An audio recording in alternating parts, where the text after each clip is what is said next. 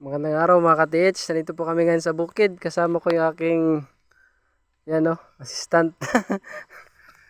Ngayon mga ka-TH, meron kaming i-detect dito sa area na to. Dahil sa hallmark na aming nakita. Ayan o. Hallmark. Duda kasi kami dyan sa puno na yun eh. Ayan o. Para siyang may abnormality yung kanyang paglaki. Sige nga. Yan, kung nakikita nyo aming gamit ay isang ilrad. Yan, nakayuko na yan, yukong-yuko na yan. Yukong-yuko yung yun. Napansin nyo yun? Umikot siya, kusa siyang umikot. Sige, atras ka gani, atras. Atras ka. Bumubuka. Once na malayo na, bumubuka. Sige, yan, nakabuka. Sige, balik ka doon. Yan, nakayuko na yung namin, yung Elrad. Ngunit, yan, may X talaga siya. Sige. Yan. Yung hallmark na yan. Medyo malamay kalaliman to. Nasa ganyan siguro ang haba. Ganyan. Tapos, doon pa sa isa, mayroon siyang kangji. Kangji na sinasabi ng mga treasure hunter yan. Tsaka ito, dalawang guhit, kangji. Ito, duda ko dito, baka tinamaan to ng itak. Pero ito, hindi na to itak. Tsaka ito. Yan. Tsaka yung pa. Yun.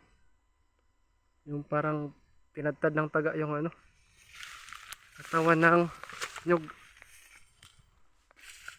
Yan. Sino ba namang baliw na umakyat dyan para tagain yan? Tatadta rin ng ng taga, ayan halos paikot po yan. Tapos, ito pa. Ito pa. Yung parang bundok. Di ba umangat po yan? Artificial to eh. Tingin ko ito ay artificial. Ginawa nilang parang tinatawag sa amin ay puro o island. Mataas po yan, malaki yan, sinadya ito lang, dito flat kasi flat. Pagdating dyan medyo may paumbok, mumbok na yan. So, ibig sabihin ay artificial yan, hindi talaga yan dyan, ginawa lang. Kayo na pong bahalang humusga. Ito yung ating birador. Hindi lang natin ipapakita yung mukha, baka anuhin kami, tulisin. Yan po, dito na yung aming vlog. Ito yung aming gamit Japanese Japan na napuputol. Meron siyang dugtungan, saka ito ating Elrad. Galing pa daw to ng galing pa ng Iran. Nagipagbakbakan yan dun.